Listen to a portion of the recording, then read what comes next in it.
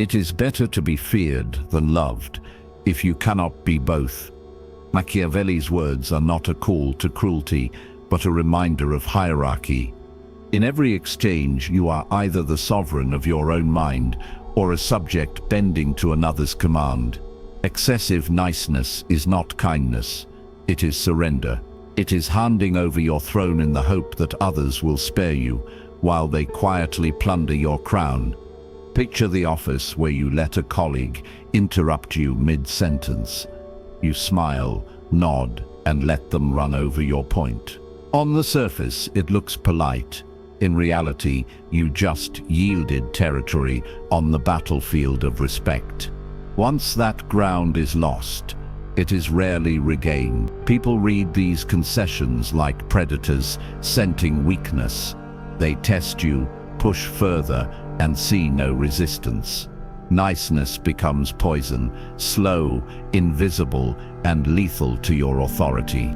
The throne of your mind is seized not in grand invasions, but in small abdications. Approval seeking is a crown of dependency.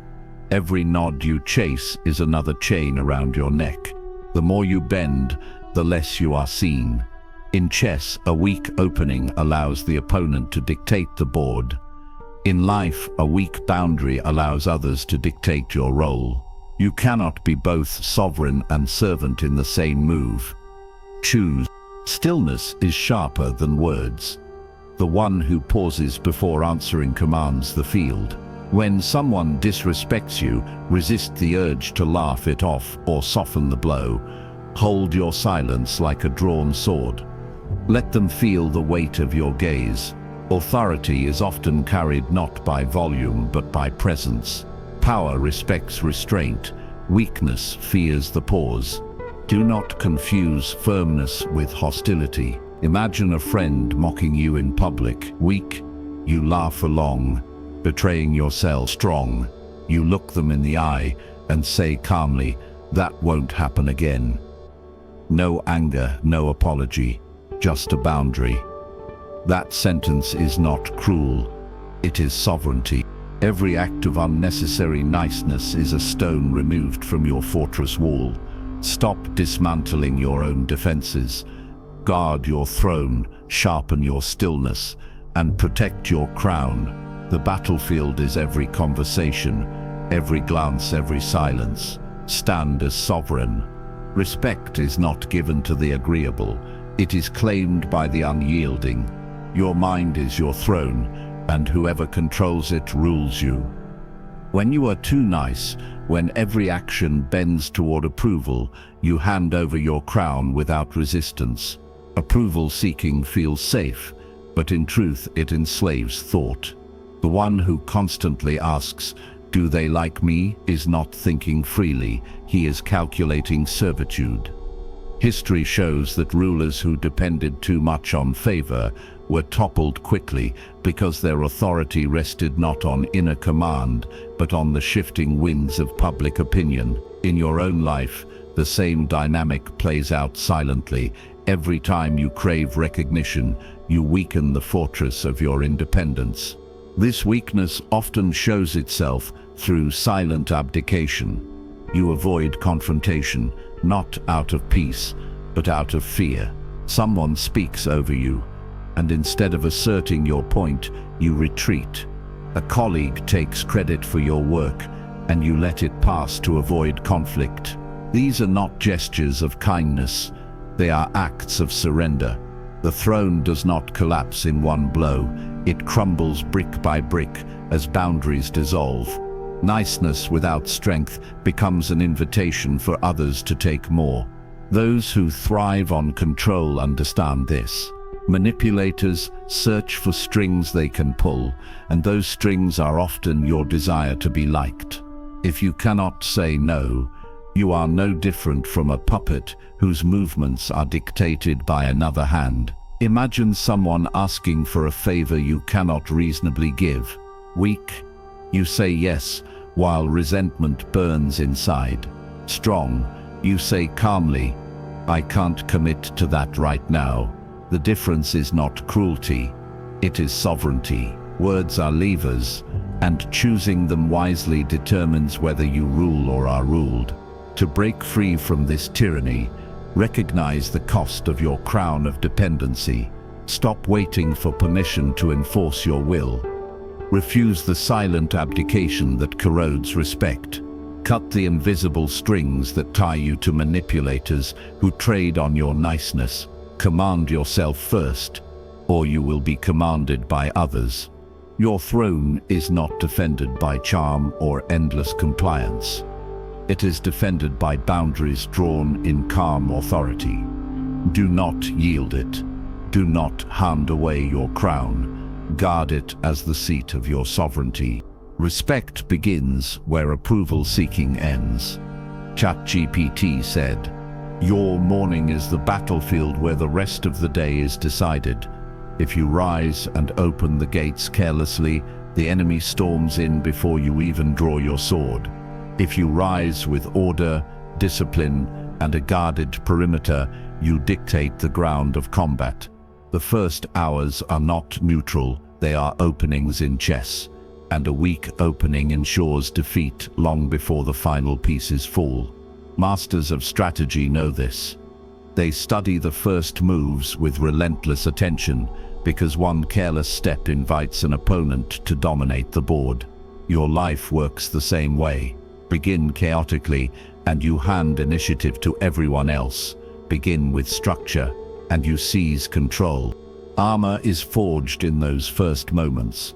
A disciplined morning shields you against the endless demands that arrive once the world intrudes. When you delay rising, scroll aimlessly, or drift without purpose, you strip yourself of that armor. You walk into the day half-armed, already reactive. But when you start with deliberate rituals, exercise, reflection, order, you harden your defenses. That armor does not make you invincible, but it makes you resilient. It tells your mind that you are the sovereign of your hours, not a servant to every request that lands in your inbox. The ambush of obligation waits for anyone who begins with messages and notifications. Entering them first thing is like walking into an enemy camp unarmed, hoping for mercy.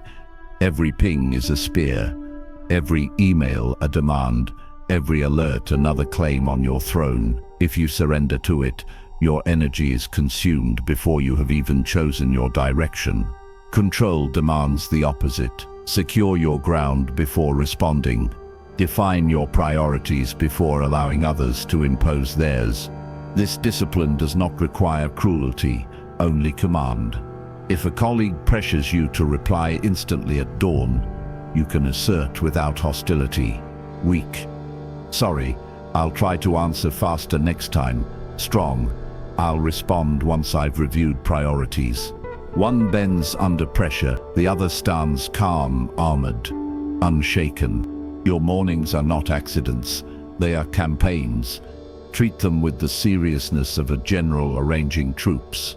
Before battle, protect your throne, forge your armor, resist the ambush, begin strong, and the rest of the day must bend to your command. Win the morning, or lose the crown. Silence is not emptiness. Silence is a weapon. Niceness fears it, rushing to fill every gap with words, apologies, and nervous laughter. Power thrives on it, because silence unsettles, forces others to reveal themselves, and sharpens your presence like a blade unsheathed. Wolves do not chatter when they hunt. They move quietly, eyes fixed, pace measured. The stillness before the strike is what makes them feared. You must learn the same posture in your own battles. History's commanders understood the pause as a form of command. Caesar was known to stop mid-discussion, holding silence until others grew restless and exposed their true positions. Napoleon often waited through tense moments before speaking, letting the weight of his stillness dominate the room. Their authority was not built on constant declarations, but on the discipline to withhold words until they had maximum effect. They made silence into strategy, transforming pauses into pressure points that bent others toward their will. In modern life, The battlefield is often negotiation, debate, or daily interaction.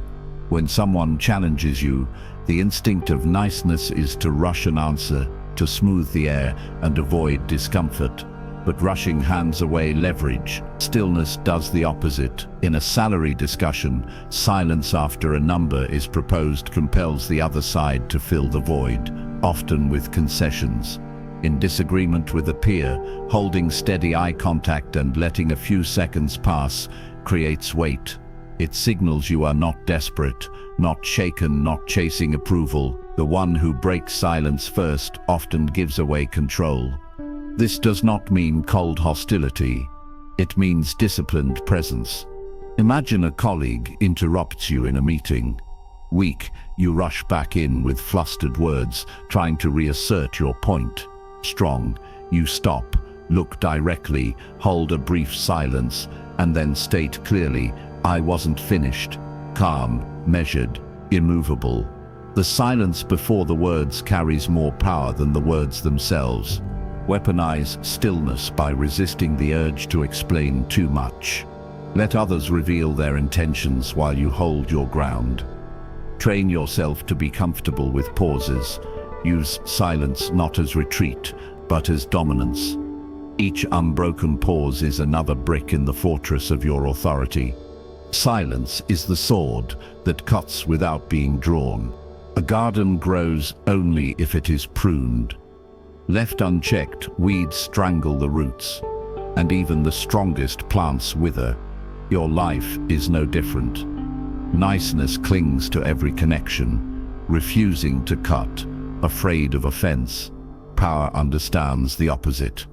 Growth demands elimination, weak ties, draining habits, disloyal allies.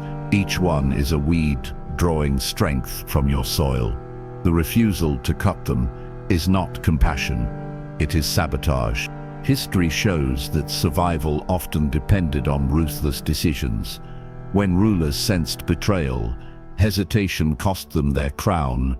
Roman emperors, who ignored signs of disloyalty, found daggers at their backs. Monarchs who allowed rivals to linger in court lost their kingdoms piece by piece. Machiavelli wrote that men forget the death of their father sooner than the loss of their inheritance. He meant that loyalty bends under pressure, and if you cannot separate the loyal from the dangerous, you invite ruin. Leaders who endured did not cling sentimentally, they acted decisively, cutting ties before disloyalty consumed them. In modern life, the principle is the same, though the scale is smaller. You do not face assassins, but you do face obligations, distractions, and people who bleed your energy. The sharpest sword you can wield is the word no. Weak. I'll try, but I'm really busy. Strong. No, I won't be able to do that. One leaves the door cracked for exploitation. The other closes it firmly and cleanly. Saying no is not hostility. It is pruning the garden to protect your strength. This pruning applies not only to people but also to behaviors. The habit that wastes your time, the distraction that steals your focus, the pattern of overcommitting, all must be cut without hesitation. Every time you refuse to eliminate, you dilute your power. Every time you delay, you invite more weeds into the soil. If someone presses you to overextend, respond with calm firmness. Do not explain endlessly. Do not drown in justifications. State your boundary and let silence follow. That is the sword. It does not thrash wildly. It strikes once cleanly, and the battlefield changes. To protect your throne, you must master elimination. Do not confuse ruthless with cruel. Ruthless is clarity, the refusal to compromise your sovereignty for the comfort of others. Guard your garden, cut decisively, leave no room for weeds. Power grows where weakness is cut away. A predator that survives does not roar before it strikes. It waits, still and silent, blending into its surroundings until the moment of impact. Power works the same way. The mistake of being overly nice is exposure, You show every card, reveal every intention, and hope others will respect your openness. They rarely do. In strategy, revelation is a weakness. Concealment is protection. History has always rewarded those who understood this. Kings wore crowns not only as symbols, but as masks. Generals kept their true plans hidden, feeding enemies false impressions until the decisive blow. Leaders of great empires treated appearances as a stage. Even in modern times, successful CEOs and politicians manage what is seen and what is not. They speak with intention, measure their tone, and reveal only the fraction of themselves that advances their purpose. The theater of power is not deceit, it is discipline. Machiavelli observed that men judge more by the eye than by the hand, because everyone can see, but few can truly understand. He meant that perception is often stronger than reality. If people form conclusions based only on what they see, then control what they see. Reveal what strengthens you, conceal what weakens you. This is not about lying, it is about boundary. In daily life, you face the same stage, though on a smaller scale. At work, you must present professionalism, even if you feel pressure inside. In negotiations, you must project calm, even if you are uncertain. With peers, you must know when to keep private thoughts unspoken. Niceness wants to share everything, your doubts, your frustrations, your plans. Power understands that the more you reveal, the more ammunition others hold. Camouflage is not coldness. It is self-respect. You choose when to open and when to withhold. Weak, honestly, I don't really know what I'm doing. Strong, I'll get this handled. Weak, I'm upset, but it's probably nothing. Strong, that doesn't work for me, let's adjust. The difference is not dishonesty. It is clarity shaped for impact. Consider a moment of disagreement. A colleague challenges your idea in a meeting. Niceness defends frantically, spilling every detail to prove worth. Power listens calmly, acknowledges the concern, and responds with a clear direction. No overexposure, no desperate justification, only measured authority. The mask holds firm. The throne remains steady. Your personal and professional personas must be distinct. Protect your inner world. Do not hand it to every acquaintance, every co-worker, every casual friend. That inner space is your fortress. Share it only with those you trust fully. To everyone else, wear the mask of command. Do not confuse wearing a mask with living a lie. The mask is not fake. It is curated. It is the armor you wear into battle, the control over how you are perceived. Without it, you are exposed, vulnerable to the arrows of judgment and exploitation. With it, you dictate the terms of engagement. Guard your face, protect your hand, and remember, you are always on the stage of power. Reveal little, command much. It is better to be feared than loved, if you cannot be both. The battlefield Machiavelli described is not only external, it lives inside you. The fiercest enemy is not a rival or critic, but the inner servant who kneels to please. That voice whispers compromise when you need firmness, apology when no offense was given, and validation when your course is already set. To rise in strength, you must kill this servant. The strike must be decisive, for hesitation here invites lifelong weakness. Every warrior understands the necessity of an inner assassination. The Stoics trained to cut away the fear of disapproval. They rehearsed rejection in their minds until outside opinion lost its power. Samurai spoke of dying before entering battle, which meant letting go of ego, hesitation, and the hunger for acceptance. Their discipline was not cruelty, it was clarity. By severing the need to be liked, they freed themselves to act with precision. You inherit the same task, though your battlefield is modern. The assassin's blade is psychological, and the target is weak self-talk. When you tell yourself you must make everyone comfortable, stop. That is the servant speaking. When you hesitate to set a boundary because someone might dislike it, stop. That is the servant speaking. Each moment of obedience to that voice reinforces your chains. Identify the phrases that weaken you and execute them. Weak. I just hope this is okay with you. Strong. Here is what works for me. Weak. Sorry for being difficult. Strong. This is the standard I expect. The shift is small in words but immense in power. Shadow work enters here. Power is not only light, it includes the darker, ruthless side that most avoid. In yourself, there is a figure who does not care for applause, who does not tremble before disapproval, who can say no without guilt. This part of you has been buried under years of social conditioning. To awaken it, you must confront it directly. Look at the moments you bent when you should have stood. Relive the times you softened truth to avoid discomfort. Do not excuse them. Study them as general studies defeats, not for shame but for strategy.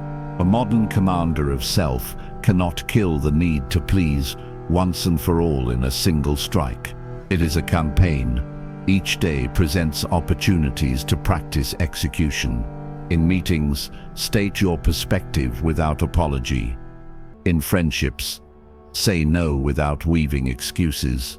In relationships, stand firm on values without over-explaining.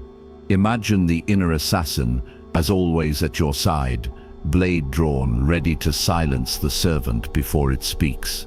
Over time, the voice of weakness fades. Killing the need to please is not about arrogance. It is not about dismissing kindness or rejecting cooperation. It is about removing desperation from your interactions. You still offer respect, but you do not beg for it. You still show courtesy, but you do not trade self-respect for approval. True authority is calm, not desperate. The throne is not held by those who serve every mood of the crowd. It is held by those who can withstand disapproval without losing composure. Your task is not to be universally liked, but to be consistently sovereign. The inner assassin ensures this. He eliminates hesitation, dismantles the servant within, and clears the way for decisive action. Do not delay this strike. Every moment you hesitate, the servant grows stronger. Silence the need to please, and you step onto the battlefield as commander, not captive. Kill the servant, free the king. Men more quickly forget the death of their father than the loss of their patrimony. Machiavelli understood that survival favors strength over sentiment. On the battlefield of life, you are always feeding a wolf. One is a predator, alert, disciplined, and capable of force when necessary. The other is a sheep, docile, endlessly giving, hoping that kindness will shield it from claws. The wolf you feed grows stronger, and the one you starve withers. From the beginning of human history, survival rewarded those who could defend, hunt, and command resources. Cooperation mattered, but compassion without boundaries was dangerous. Groups that tolerated weakness for too long often fell to rivals who carried sharper teeth. Evolution shaped humans to value strength, not perpetual softness. This remains visible today. People respect those who radiate control and confidence, while those who cling to constant niceness are often dismissed or used. In modern environments, softness without strength is a signal of prey. The office worker who apologizes excessively is bypassed for leadership roles. The friend who cannot say no becomes the one everyone takes advantage of. The partner who avoids confrontation becomes the one whose needs are never prioritized. In every arena, visible weakness attracts exploitation. Predators do not need to be cruel. They simply follow instinct and claim what the sheep refuse to defend. Your task is not to become ruthless, but to cultivate balanced ferocity. A true predator does not snarl at everything. It conserves energy and strikes with precision. You must learn the same restraint. Show your teeth when boundaries are crossed, but carry calm authority the rest of the time. Strength without control is chaos. Compassion without strength is servitude. The power lies in balance, knowing when to be generous and when to be unyielding. Consider a moment of disagreement. Someone dismisses your idea in a meeting. The sheep's response is silence, swallowing the insult and hoping to win favor later. The wolf's response is sharp, but calm. I hear your point, but here is why this approach is stronger. No raised voice, no apology for existing. Just composure and clarity. The difference is not aggression, but posture. You did not retreat, and you did not rage. You fed the wolf that knows how to defend ground without wasting energy. Language is a weapon here. Weak. I don't want to cause trouble, but maybe we could try this. Strong. Here is the option that makes the most sense. Weak. If it's not too much, could I ask for this? Strong. This is what I will need. Each shift in phrasing feeds the wolf, signaling strength without hostility. Compassion has a place, but it must be chosen, not defaulted. Give respect where it is earned. Offer kindness where it does not weaken you. A predator that cannot protect itself is not noble. It is prey waiting to be consumed. Train yourself to withhold softness when it would erode your position. Offer it freely only when your authority is secure. The throne is never granted to the sheep. It is claimed by the one who can be both steady and fearsome, generous and immovable. You feed this strength daily by practicing firm language, calm posture, and decisive boundaries. The more often you feed the predator, the less room the sheep has to grow. Feed the wolf, starve the sheep. It is better to be feared than loved, if you cannot be both. On the chessboard of life, niceness is not the crown you wear, but the pawn you move. It is not a permanent identity, it is a piece in play. Too many people treat kindness as a throne, expecting it to protect them. In reality, niceness without calculation is as disposable as a pawn left undefended. What matters is whether you control the board. In chess, pawns are sacrificed to open space or lure an opponent into error. Niceness works the same way. You can extend politeness, not because your heart overflows with goodwill, but because it positions you better. A well-placed smile, a word of courtesy, or a small concession can shift dynamics in your favor. The mistake is believing every kindness must be sincere. On the strategic board, sincerity is optional. Utility is what matters. History offers endless reminders. Rulers, generals, and negotiators often use charm as a mask. Diplomacy thrives on disarming gestures. A ruler could offer flattery to calm an adversary, not because affection was real, but because peace bought time to fortify defenses. The surface gesture created space for deeper strategy. Those who confused courtesy with submission were the ones surprised when the swords eventually crossed. Niceness, as diplomacy, is not weakness. It is camouflage, a veil that hides calculation until the decisive move. You face this same board in everyday life. In negotiations, a polite tone often softens resistance, allowing your demands to sound less threatening while remaining firm beneath the surface. In conflict, measured politeness can unsettle aggressors who expect emotional escalation. Even in networking, warmth can act as bait, inviting others closer so you can read their intentions before revealing your own. Each move is deliberate, never automatic. Imagine a colleague dismissing your idea. The untrained response is defensiveness or silence. The strategic response is calm precision. I see your concern. Let me show why this direction saves us resources. You acknowledge without yielding. Politeness masks resolve. disarming tension while keeping control. That is niceness, as a pawn, moved with purpose, not pride. Language itself is part of the game. Weak. I just thought maybe this could help. Strong. This solution directly addresses the problem. Weak. Sorry, but I was wondering if. Strong. Here is what makes sense to move forward.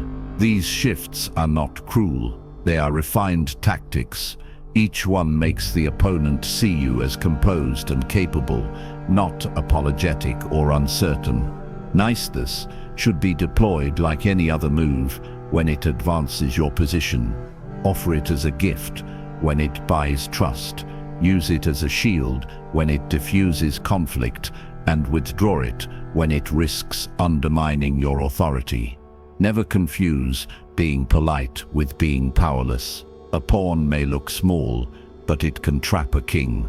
The true strategist does not discard compassion, but refuses to worship it. You control whether niceness becomes an advantage or a liability. When treated as a tool, it keeps opponents off balance, allies engaged, and your position secured.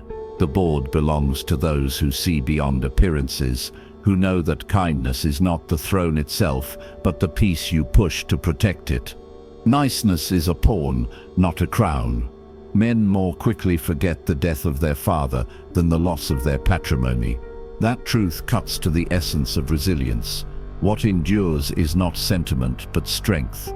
Niceness dissolves under pressure. Iron will resist it. When others lean on charm, flattery, or guilt, the weak bend.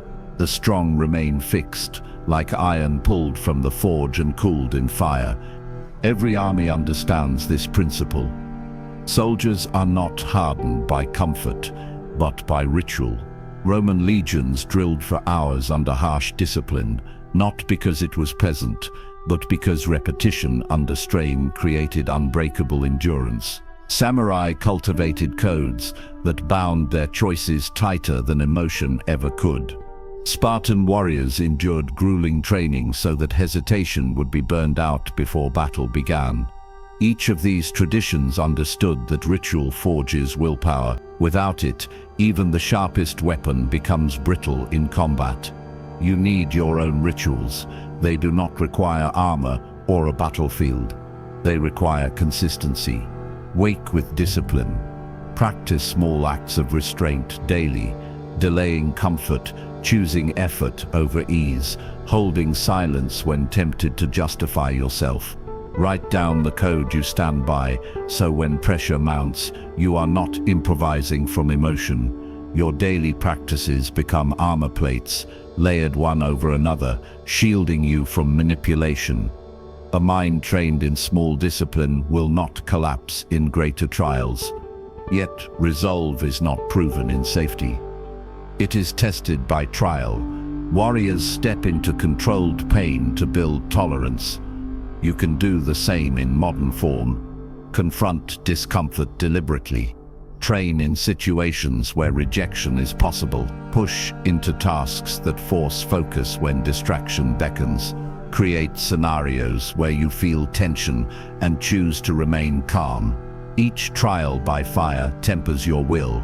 Each controlled hardship builds a fortress no flatterer can breach. Consider a moment of disagreement. A colleague pressures you with urgency, saying, "We must decide now, or the opportunity is lost." The untrained reaction is panic or concession. The iron-willed response is stillness. If this decision is sound, it remains sound tomorrow. Calm deflates urgency. Boundaries hold without hostility. You do not argue with volume. You anchor with principle. That is resilience under fire. Iron will is also reinforced by language. Weak. I hope this is okay. Strong. This aligns with what we agreed. Weak. Sorry, I might be wrong. Strong. Here is my reasoning. Each word trains perception, both yours and theirs. Speak with clarity, not apology. Precision hardens you against subtle manipulation, where pressure hides in tone rather than in fact. The goal is not cruelty or coldness. It is sovereignty. Without a hardened will, you become clay for others to mold. With it, you remain the smith of your own destiny. Niceness has its place, but only when you choose it, not when it is demanded. Rituals sharpen resolve, trials temper it, language seals it. When iron cools, it keeps its form. So must you. Anchor your daily life in code. Confront hardship with intention and meet pressure with calm force. What bends easily breaks. What is forged endures. Iron is remembered. Softness is forgotten. It is better to be feared than loved. If you cannot be both, that lesson, drawn from the battles of rulers and the frailty of human loyalty, is not a command to cruelty, but a reminder. Approval is unstable ground. If your strength depends on the applause of others, you are weak. If your value stands independent, you become untouchable. Mastery is not measured by how many bow to you, but by how firmly your fortress stands when no one cheers. Think of your mind as a castle. Its walls are your defenses against manipulation. Every fortress that survived invasion relied on height, thickness, and discipline. Yours is built the same way. Height is perspective, seeing beyond immediate praise or insult. Thickness is boundaries, knowing where you end and others begin. Discipline is vigilance, refusing to let flattery, guilt, or ridicule breach your gates. When you guard your fortress, no whisper of opinion controls you. History remembers leaders who stood above popularity. Marcus Aurelius ruled Rome not by seeking constant approval, but by anchoring himself in philosophy and principle. Winston Churchill endured fierce criticism during his career, yet in moments of crisis, his focus on strategy over popularity kept his nation alive. Machiavelli himself was cast aside in disgrace, yet his writings shaped power for centuries after his death. These figures remind you that the fortress mind endures storms precisely because it is not built on shifting public favor. Modern life demands its own fortress. Today, the battlefield is not a siege of armies, but a flood of opinions. Likes, comments, shares, and praise flow like arrows against your walls. If you depend on them, you crumble. Detachment is your armor. Post what serves your purpose, not what earns applause. Work for progress, not reaction. Anchor your worth in the depth of your code, not the volume of external approval. The stronger your detachment, the less fragile your confidence becomes. Fortress thinking also means handling pressure without surrendering sovereignty. Imagine a colleague pressing you. Everyone disagrees with your approach. The untrained mind feels cornered, desperate to defend. The fortress mind remains still. Consensus is not always correctness. Let us measure the results. Calm turns the attack into air against stone. You refuse to be moved by the crowd. You hold ground with reason, not emotion. Language plays a role in fortification. Weak. I just need validation. Strong. I know the value of my work. Weak. I hope it's good enough. Strong. This meets the standard required.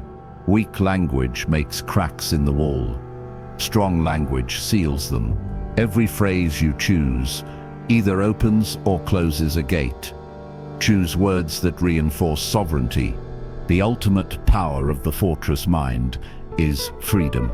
You are no longer trapped by the chase for approval, nor enslaved by the fear of criticism. You listen when it is useful, but you are never defined by it.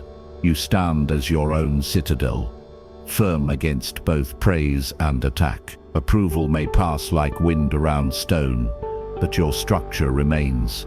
Build your walls with principle, not applause. Guard your gates with vigilance. Detach from the noise of the crowd. Your fortress mind is not arrogance, it is sovereignty, and once you achieve it, you become untouchable. The fortress is within. It is better to be feared than loved. if you cannot be both. With that single principle, Machiavelli stripped away centuries of illusions about power. Love may be sweet, but fear is steady. Approval may rise and fall, but respect, once established through strength, endures. This is the crown of shadows. The recognition that niceness, when unguarded, is a leash placed around your own neck. You hand it willingly to others and call it virtue. But in truth, it is servitude. The throne is not won by smiles. It is claimed through clarity, presence, and force of will. When you are nice by default, you abdicate the throne before the game begins. You move like a pawn, reactive and expendable, rather than as a king who directs the board. Every time you bend to please, you surrender your position. Niceness, in its pure form, is the most subtle form of slavery, because it disguises weakness as kindness. Strategic kindness is different. It is not endless giving. It is controlled generosity, deployed with precision like a general allocating limited resources. On the battlefield of life, kindness is not your armor. It is your blade, sharp but sheathed until the right moment. You give when it serves your long game. You withhold when giving would weaken your standing. You learn to distinguish between genuine goodwill and appeasement. This is sovereignty, the ability to choose, not the compulsion to submit. Think of chess. The amateur plays to be liked, avoiding bold moves, fearful of offending the opponent with aggression. The master plays to dominate space, to control tempo, to sacrifice only when it leads to victory. Your life mirrors this board. The moment you release the need to be liked, you start to play like a master. Strategic kindness becomes your bishop, striking diagonally with elegance. Power becomes your queen, direct, commanding, unstoppable. Together they build inevitability. History offers countless reminders. Leaders who governed by seeking constant affection often lost both love and power. Those who grounded themselves in strength could wield kindness without being consumed by it. Marcus Aurelius practiced compassion, but never at the expense of his duties. Churchill's sharpness alienated many, yet his strength in critical hours outweighed his lack of charm. Machiavelli himself, exiled and despised, still carved an enduring influence because his words held the iron of truth. Popularity fades, power echoes. Modern life provides the same lesson in different clothing. Social media measures applause in likes and shares, but dependence on them weakens resolve. At work, being endlessly accommodating often results in burnout and invisibility. In relationships, confusing niceness with loyalty creates imbalance and resentment. Detachment from this addiction to approval is the essence of the crown. You must learn to stand as a sovereign, offering kindness when chosen, withdrawing it when necessary, never chained to the demand for constant sweetness. Consider a moment of disagreement. A colleague interrupts and says, "That plan will never work." The nice response is to shrink or apologize. The fortress response is calm and firm. If you have evidence, present it. Otherwise, let us proceed. No anger, no retreat, only authority expressed with composure. You transform confrontation into respect without raising your voice. This is the strength of kingship. Command without desperation. Your language must reflect your sovereignty. Weak. I hope this is okay with everyone. Strong. This is the direction we will take. Weak. I just want to keep the peace. Strong.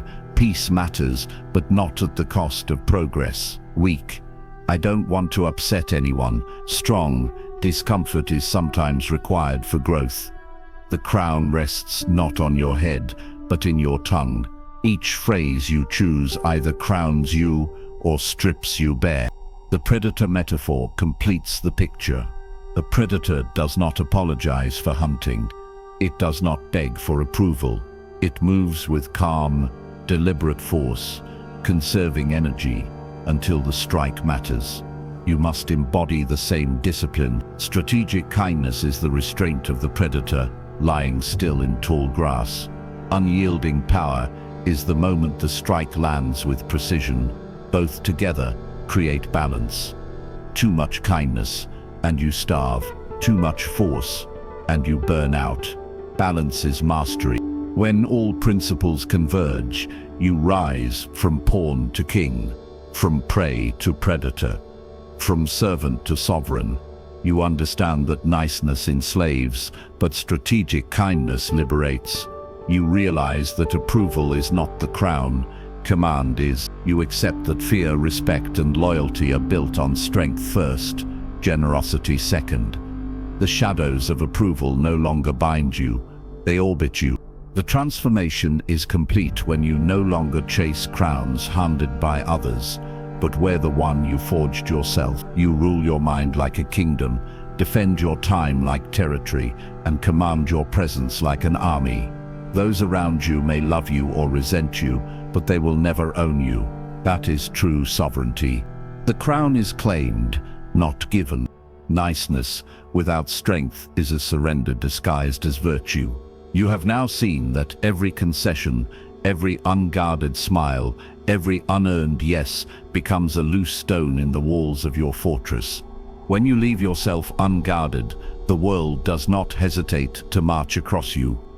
The throne you are meant to occupy is taken not by the most kind, but by the most prepared. Sovereignty begins with a refusal to trade away your power for approval.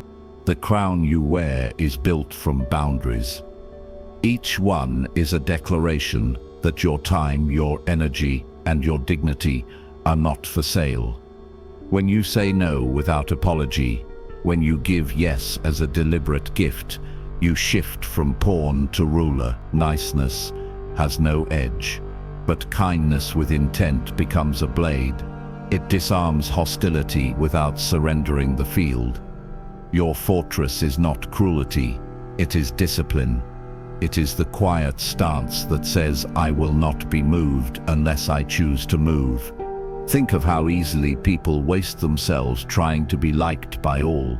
In offices, friendships, even families, there are those who nod, smile, and bend until their spine is gone. They wonder why they are overlooked, why their words carry no weight. The answer is simple. They traded respect for approval, and approval cannot hold ground. Respect is earned through clear lines. Be firm when others test you. Do not explain endlessly. Do not beg to be understood. Stand, and the world adjusts. Consider the moment of disagreement. Someone challenges you in public, hoping to pull you into defense. The instinct of the too nice is to appease, to soften the edges, to surrender ground. The path of sovereignty is different. You meet their gaze, steady and calm. You do not raise your voice. You state your position once, precise and measured, then you stop. The silence that follows is not weakness, it is power. The other must either escalate and expose themselves, or fall quiet before your composure. That is the art of ruling without shouting. You are not told to abandon kindness. You are told to master it. Use it as a weapon when it wins trust, when it builds alliance, when it strengthens your position. Withdraw it when it weakens you. Weak. I'll do whatever you need. No problem. Strong. I will help you with this, but I cannot do more. Weak. I don't mind. It's fine. Strong. This doesn't work for me, so I'll step back. Weak. Sorry for existing. Strong. Thank you for understanding. Words carry armor or chains. Choose which you wear. Your oath now is not to please, but to command your own life. You must remember that false niceness is slavery, but strategic kindness is a crown. You must guard your energy as a king guards the gates of his city. You must sharpen your presence until every room you enter feels your weight. Let others scatter in all directions, chasing approval. You will stand as the fortress, You will act when it serves your throne. The oath is simple, but it must be lived daily. Stop apologizing for existing. Stop bowing to those who have not earned your allegiance. Stop surrendering ground to those who only take. Your life is not a marketplace of favors. It is a kingdom to be ruled. Build it with iron discipline, sharpen it with selective kindness, and defend it with boundaries that do not break. The final oath is this: be kind when it is a weapon. Be ruthless when it is survival.